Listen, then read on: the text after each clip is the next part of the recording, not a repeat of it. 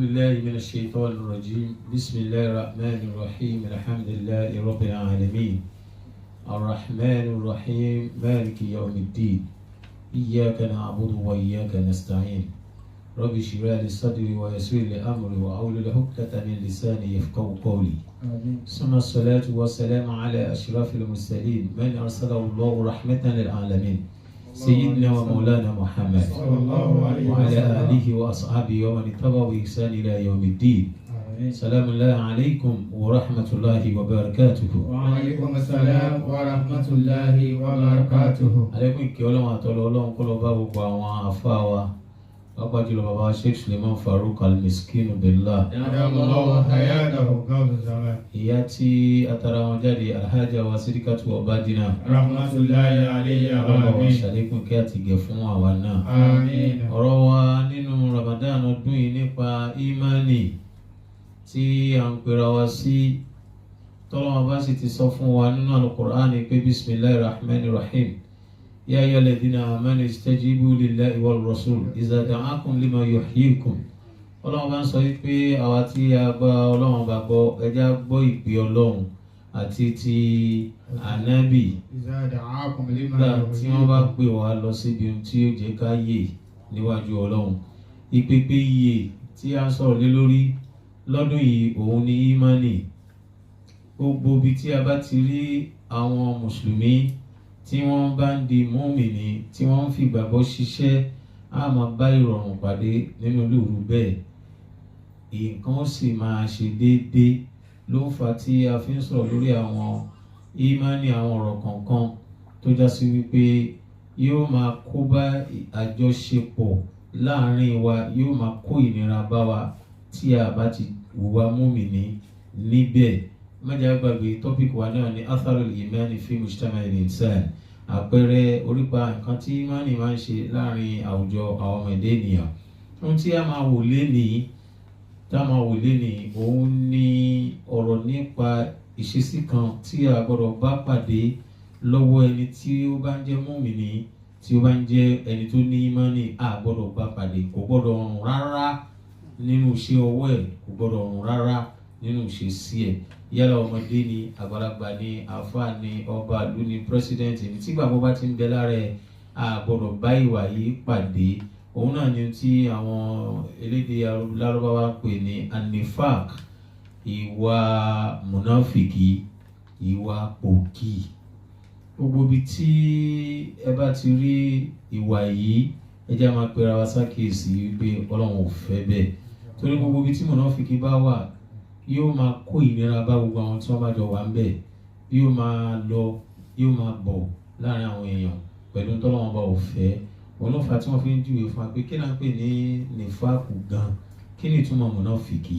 àfa sọ wípé النفاق ó ní mùnáfìkì o, هو أن تزهر غير ما في اعتقادك òun náà ni kí à ń tẹ̀sẹ̀ hara غير ما في اعتقادك. kéèyàn máa ṣe àfihàn tí ò sí lọ́kàn rẹ̀. yóò máa bẹ̀rẹ̀ rìn nísìnyí palẹ̀mọ́ kò kú. ìzìhárù máa غير ما في غير ما في قلب. اعتقادك. ẹni tí ò sínú ọkàn ẹ̀, ìwà ẹ̀ yóò máa wù níta. ẹjọ́ máa kí irun mọ́ṣáláṣí ni, tó bá kúrò mẹ́ tó bá dé lálẹ́ ó níbi tí máa lọ. múnáfìkì ni. kẹjọ sọ̀rọ̀, kẹjọ forí ọ̀rọ̀ korí síbì kan, kó ṣe báyìí fún ẹ bá àkómi kómi yẹn àkómi الله. torí múnáfìkì ni. èyí tó pọ̀ jù nú ẹ̀ ni kó máa tàn yàn. ẹ wà lérò wípé ẹjọ́ wà ní ẹjọ́ ń ṣe ní ẹjọ́ sí, kò sí láàrin yín rárá, ọ̀nà ẹ̀ ti jìn. àfáà ẹni níta ń pè ní nifak. أن تزهر غير ما في اعتقادك وأن تدمر شرا وتزهر خيرا. òun náà ni kéèyàn máa fi àfihàn tí ò sínú ọkàn, kó máa sọ tí ò sínú ọkàn síta, kó máa hùwà tí ò ṣe déédéé your attitude, because everything a man hides from people, àwọn nǹkan tó bá ń fi pamọ́ tó fọ́ káwọn èèyàn máa ń pa ẹ̀yẹ, that is the true person that you are. Whatever you hide is who you are. That's for you to discover. Whatever you hide is who you are. So òun náà ni kéèyàn máa wá ṣe àfihàn dáadáa. شرا وتزهر خيرا. Ẹ̀yin ti kọ́ ọdún rẹ̀ àdéhọ́kan rẹ̀ aburú ni. Yóò máa wá fi dáadáa hàn síta. Yóò máa ṣẹlẹ̀ bẹ́ẹ̀ láàrin ọkọ àti ìyàwó, láàrin ọkùnrin àti obìnrin. Tóbìnrin ó máa tan ọkùnrin, tọkùnrin náà ó máa tan obìnrin. Ó ní àní yóò máa gbogbo nǹkan ni yóò máa ṣe. Pàápàá jùlọ gbogbo àwọn tí máa ń gbé ọmọ ṣòwò, wọ́n fẹ́ lò ó ni o. Ó lè ra fóònù 200,000 fún. Ẹ̀tàn ni ó ti síwájú. Nígbà tó náà sì jolójú kòkòrò tẹ́lẹ̀. Tí ìyá àti bàbá rẹ̀ ṣe òtẹ́ lọ́rùn tí ò tó, yóò bá bọ́ sí wọn lọ́wọ́. Táwọn bá ti wá rí wípé ọwọ́ ti ba lágbájá, wọ́n wà lò. Àmọ́ kí wọ́n tó rí lò yẹn, izharul khairi, wọ́n máa izharul khairi, wọ́n á máa ti dáadáa síwájú. Àmọ́ nínú ọkàn nísàlẹ̀ ọkàn wọn, see, it is very dangerous. Àwọn ẹ̀dá yẹn wọ́n bẹ́ẹ̀ o. Ẹ̀jọ̀ máa wúra yín báyìí. Tó bá kúrò lọ́dọ̀ ẹ̀, aburú tí ó máa sọ nípa ẹ lẹ́yìn, àyà á já tó bá gbọ́ pé ha. Ṣé wọ́n bá jáde ṣe báyìí ṣá? Èyí tá à ń pè ní mùnáfìkì òun nìyẹn. Ibẹ̀ nínú ẹ̀sìn náà, ẹni tó já sí wípé ìzìhárù yóò máa ṣe. فالمنافقون يزهرون الإسلام ويدمرون الكفر. Yẹ́sìárù الإسلام yóò máa fàfihàn pé mùsùlùmí ni wá. ويدمرون الكفر. Òun àtàwọn aláwo jọ ń jẹun jọ ń mu ni. Ẹlẹ́bọ ni. Yóò máa ṣe kúfù, yóò máa ṣe bọ. Gbogbo ìgbà tí bá ti rí níta, kò sí kí táwọn èèyàn ní kí èmi àtún ẹlòmíì tó yí ilẹ̀ bá tún wá mọ́ bá mọ̀ bí a máa gbọ́ pé a fi ń ran ẹ̀sìn lọ́wọ́ ni. Ìwà mùnáfìkì ni kò péré ní mùsùlùmí fún wa. Masha Allah. Kó wá di ní ẹ̀yìn tá a bá ṣe tán mọ́ṣáláṣí o tún ní nǹkan míì tó ń ràn. Ìmúra hùwà yìí ìwà mùnáfìkì lànà bí pé. Sallallahu alayhi wa sallam. Òun Islam pé ìwà kan ní tá a gbọdọ̀ bá pàdé lára mùmínì. Ó gbọdọ̀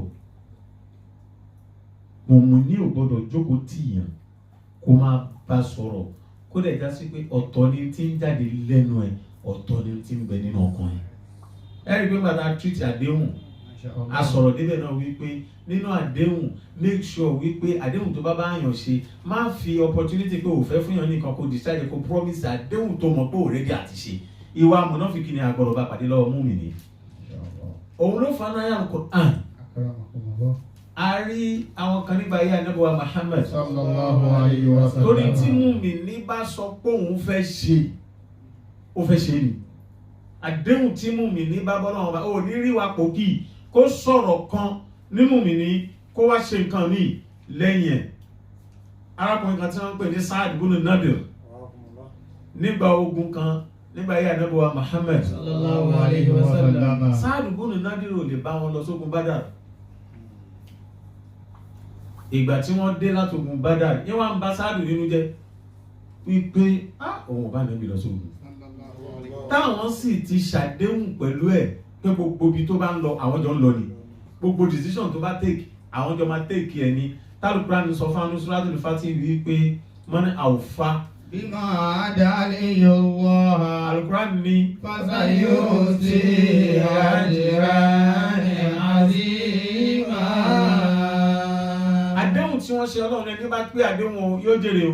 Innal ladhina yubayi'unaka innama yubayi'una Allaha yadullahi fawqa aydihim. Faman nakasa fa innama yankusu ala nafsihi. Waman awfa bima ahada alayhi Allahu fasayu'tihi ajran azima. Al-Qur'an ní innal ladina yubayi'unaka.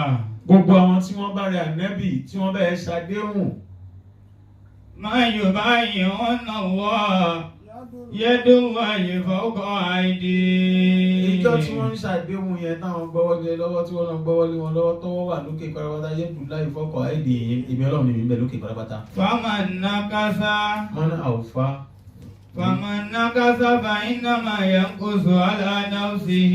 ẹni bá yẹ àdéhùn yẹn ó yẹ lé rẹ̀ lórí ilé. ومن أوفى ẹni bá pé àdéhùn بما عاد عليه الله tó pé àdéhùn tó bọ́ lọ́wọ́ àtànẹ́bì ṣe. فسيؤتيه أجرا عظيما. yóò jèrè lérè tí ò ní mọ níwọ̀n.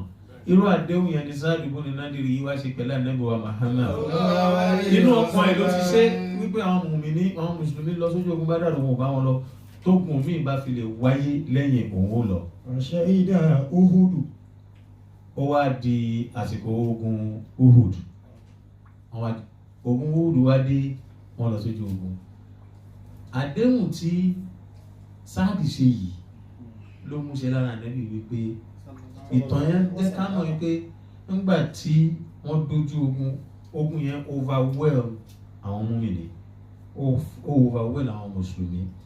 ìròyìn wá dé wá bá Sáàdù wípé àwọn mùsùlùmí ti sá lójú ogun wọ́n ti sá lójú ogun torí ogun yẹn overwhelm wọn ni Sáàdù wá sáàkẹ̀. àdéhùn tó ti wá ṣe yẹn ordinarily bí ogun yẹn ṣe lágbára tó ó jẹ́ kó sá bọ̀tírọ́ Sáàdù torí bọ̀ ni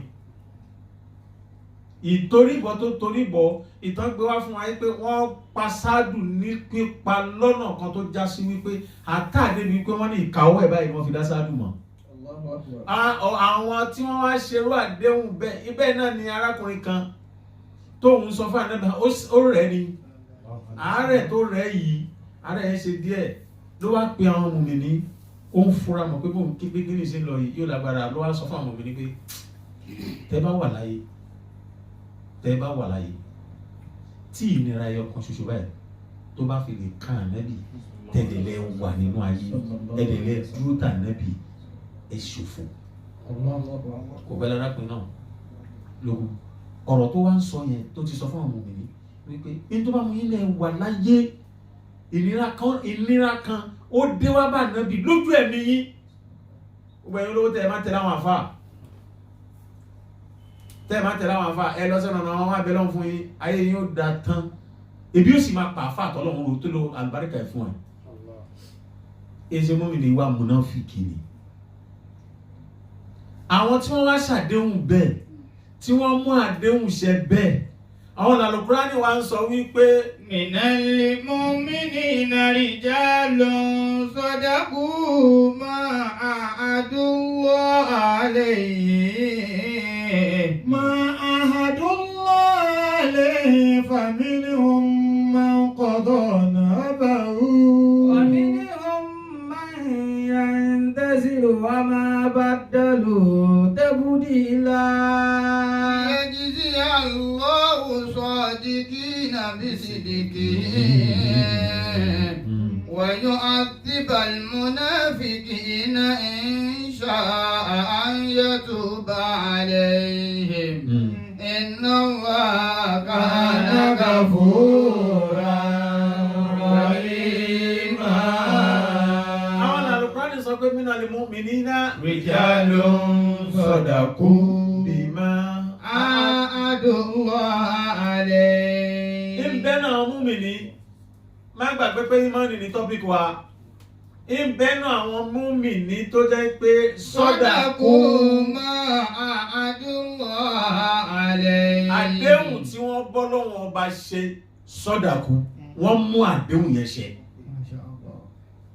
àdéhùn tí wọ́n bọ́ lọ́wọ́ ọba ṣe yẹn o wọ́n mú àdéhùn yẹn ṣẹ Al-Qur'ani ní. faminhum man qada nahbahu. níbẹ̀ ni wọ́n kọ́dọ̀ nahbahu in tó sọ pé òun máa ṣe yẹn kọ̀dọ̀ ó ṣe é bẹ̀. wa minhum man yantazir. àwọn kan bẹ́nu wọn tó pé àwọn ṣàdéhùn sílẹ̀ ni opportunity àti ìmádéhùn yẹn ṣe ò tí ì dé wọ́n dènà retí pé aláàmádéhùn ìṣẹ̀. wa ma badalu tabdila.